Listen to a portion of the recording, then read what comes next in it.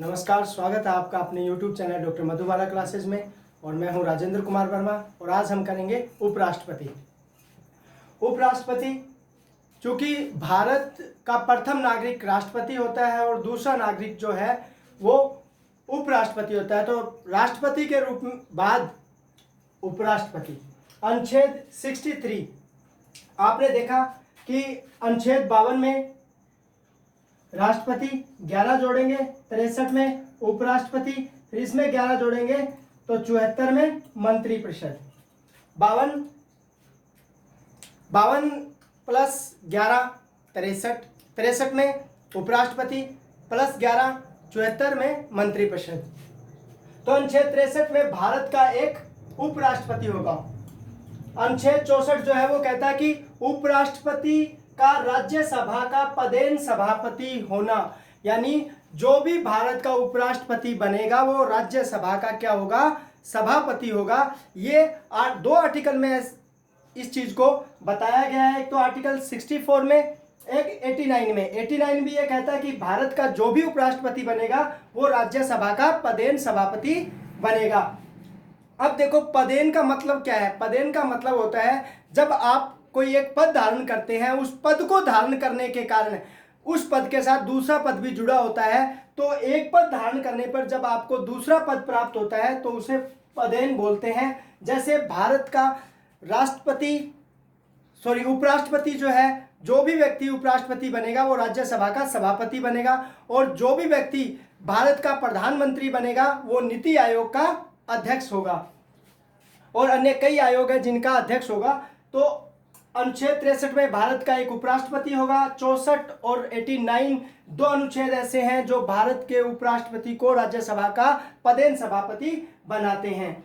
फिर अनुच्छेद 65 ये कहता है कि जब कभी राष्ट्रपति के पद में आकस्मिक रिक्ति आ जाएगी, या तो उसकी मृत्यु हो जाएगी, या वो काम करने के योग्य नहीं होगा, या उसे महाभियोग के द्वारा हटा दिया जाएगा, तब उपराष्ट्रपति राष्ट्रपति के रूप में कार्य करेगा। या फिर वो अनुपस्थित है, या बीमारी के कारण या विदेश यात्रा के कारण उसका पद खाली है, वो अनुपस्थित है, तब उपराष्ट्रपति राष्ट्रपति के रूप में कार्य करेगा। उससे वो वेतन और वो सुविधाएं प्राप्त होंगी जो राष्ट्रपति को प्राप्त होती हैं। तो वर्तमान में राष्ट्रपति का वेतन 5 लाख रुपए और उपराष्ट्रपति का वेतन 4 लाख रुपए। एक बार इसका स्क्रीनशॉट लीजिए, उसके बाद नेक्स्ट देखते हैं। अनुच्छेद 66 उपराष्ट्रपति का निर्वाचन। जहां आर्टिकल 54 में राष्ट्रपति का निर्वाचन था, वहीं अनुच्छेद 66 में उपराष्ट्रपति का निर्वाचन है। जहां राष्ट्रपति के निर्वाचन में अनुपातिक प्रतिनिधित्व की एकल संक्रमणीय मत प्रणाली के द्वारा चुनाव करवाया जाता है और मतदान गुप्त होता है, वही सिस्टम जो है इसमें अपनाया गया उपराष्ट्रपति के चुनाव में। यहाँ भी अनुपातिक प्रतिनिधित्व की एकल संक्रमणीय मत प्रणाली द्वारा चुनाव होता है और चुनाव में मतदान गुप्त होता है।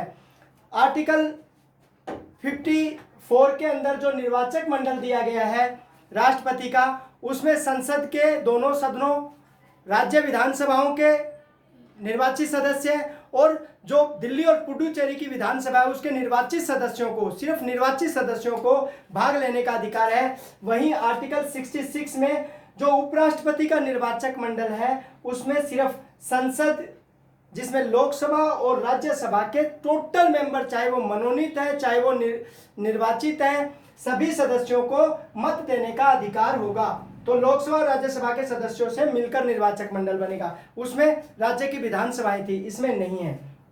कई बार इससे क्वेश्चन पूछ लिया जाता है। फिर है आर्टिकल 66 2 क्लोज 2 जो है उसमें लिखा गया है कि उपराष्ट्रपति संसद या विधानसभा के किसी भी सदन का अगर सदस्य होता है और वो व्यक्ति उपराष्ट्रपति चुन लिया जाता है तो उससे उपराष्ट्रपति के रूप में शपथ लेते ही उसके जो अन्य पद थे वो रिक्त माने जाएंगे। फिर अनुच्छेद 66(3) इसमें उपराष्ट्रपति पद से संबंधित जो योग्यताएं हैं वो है कि वह भारत का नागरिक होना चाहिए, 35 वर्ष की आयु पूरी कर चुका हो, लाभ के पद पर न हो, और राज्यसभा का सदस्य निर्वाचित होने के लिए अर्हित हो। उसमें इतनी योग्यता हो कि वो राज्यसभा का सदस्य निर्वाचित हो सके।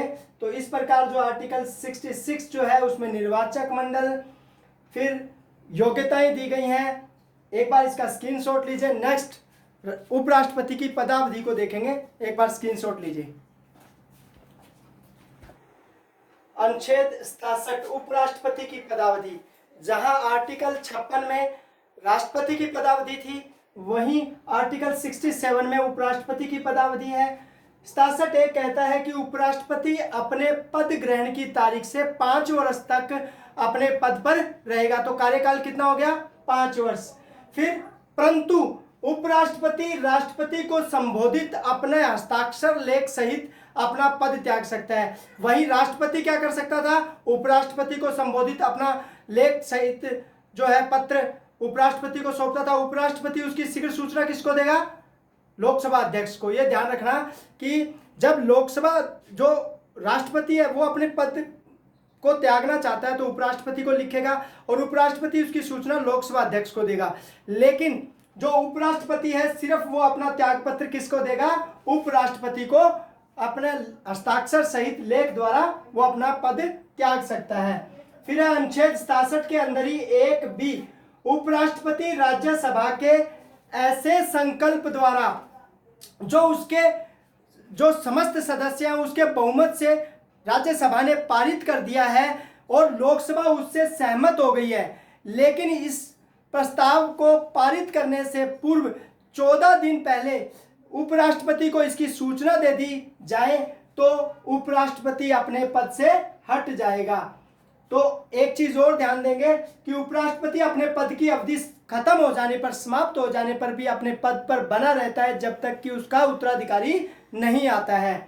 अब एक बार फिर दोबारा देखेंगे 67 1B महत्वपूर्ण है। उपराष्ट्रपति राज्यसभा के ऐसे संकल्प द्वारा अपने पद से हटाया जा सकेगा जिसे राज्यसभा के तत्कालीन समस्त सदस्यों के बहुमत द्वारा पारित किया जाता है और जिससे लोकसभा सहमत हो। लेकिन ऐसा प्रस्ताव पारित करने से 14 दिन पूर्व तक उपराष्ट्रपति को इसकी सूचना देनी जरूरी है। एक बार इसका स्क्रीनशॉट लीजिए। फिर नेक्स्ट देखते हैं आर्टिकल 68 उपराष्ट्रपति के पद में रिक्ति को भरने के लिए पदावधि की समाप्ति से पूर्व यानी पद से हटने से पूर्व ही निर्वाचन पूर्ण कर लिया जाएगा। यानी राष्ट्रपति अपने पद पर बना हुआ है और उससे पहले ही क्या कर लिया जाएगा? चुनाव करवा लिया जाएगा। लेकिन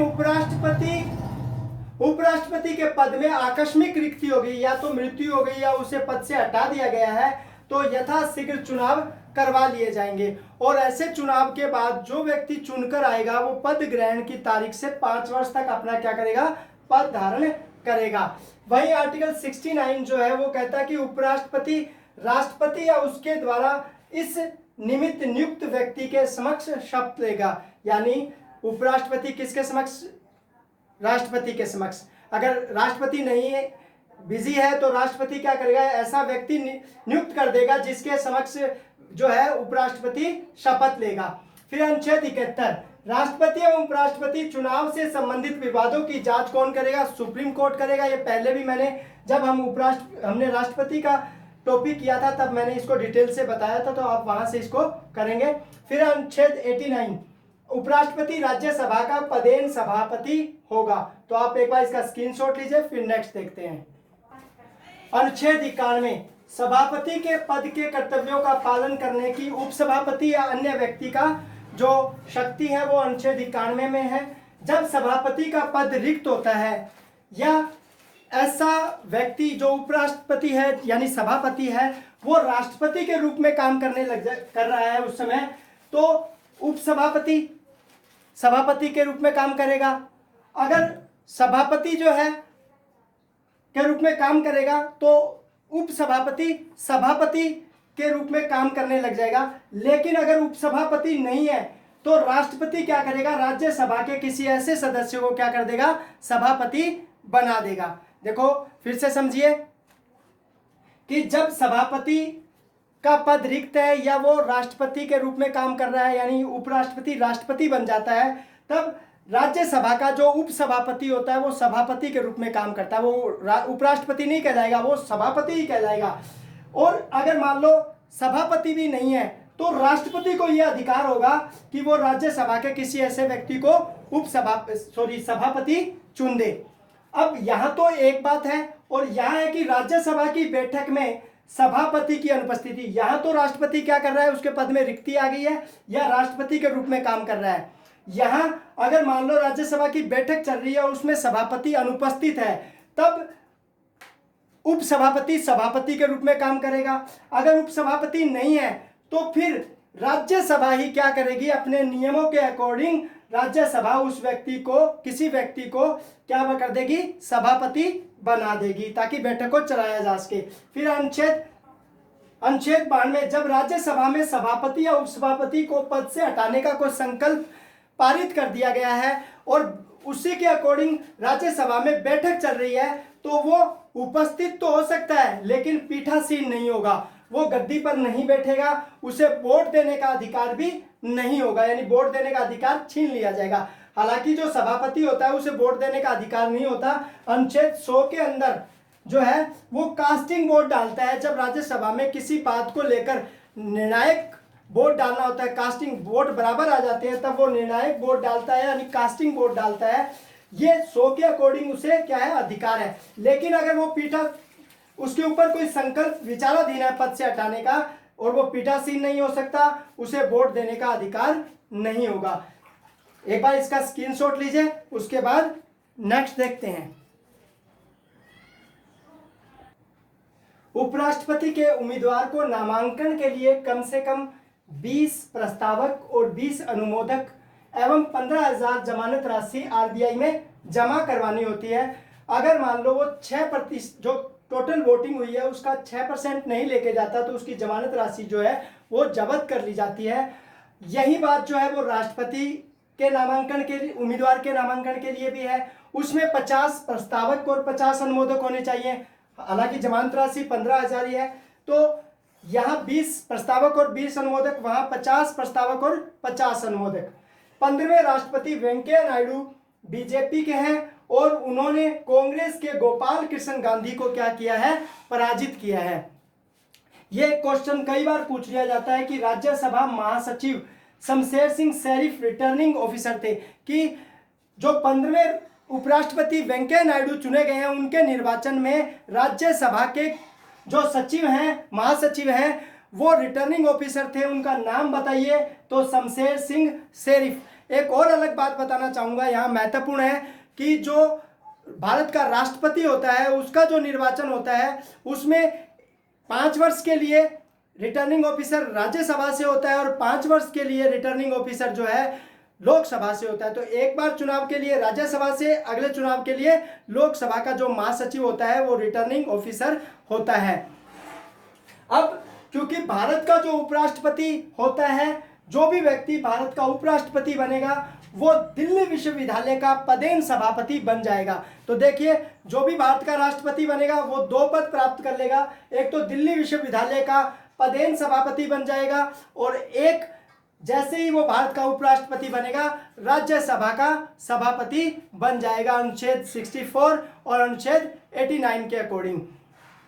तो हमने आज जो है भारत का उपराष्ट्रपति देखा। जब आप भारत के उपराष्ट्रपति का वीडियो देखें तब आप राष्ट्रपति का वीडियो भी जरूर देखें, ताकि आप दोनों को कंपेयर करते हुए इसको याद कर सकें।